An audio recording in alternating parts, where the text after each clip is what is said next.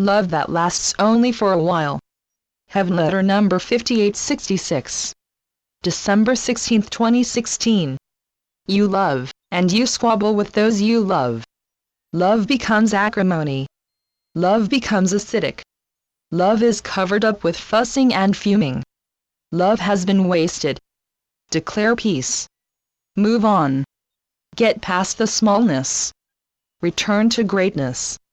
You love, and then you undo it as if love were a spool, and you unwind it idly, as if the unwinding of love were more important than the presence of love. How many times have you undermined the love in your heart?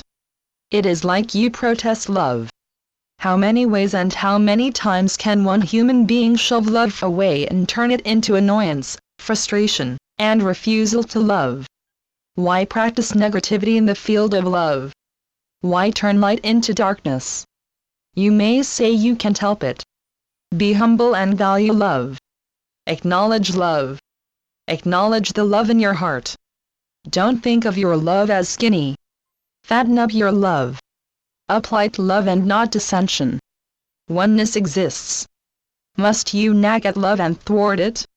How many times are you to strike out at love? You tell yourself that love can be lasting and that you don't have to heckle at your love, yet, bewildered, you ask yourself how many interludes of love can you spoil in one lifetime? You tell yourself, if you must separate from love, then separate amicably. What good can love that turns into dust be? You used to think that you had all the time in the world when love right now was your occasion to love. Love did not have to be torn into shreds, yet it was.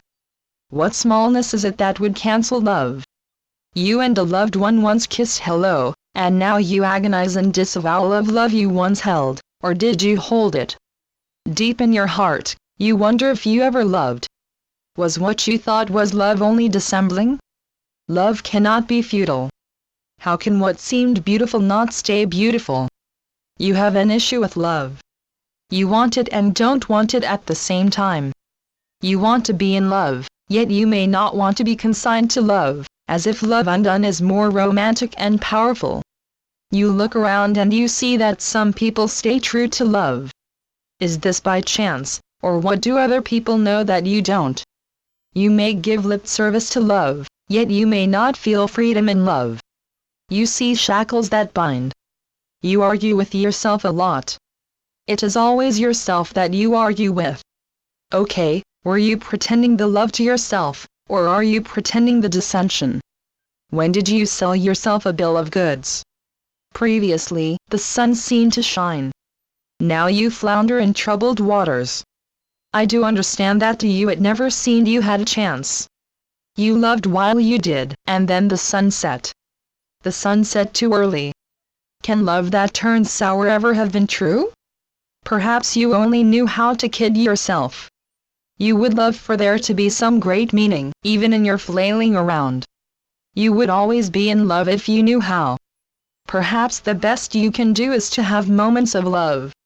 Otherwise, you have failed at love, and you feel this deeply.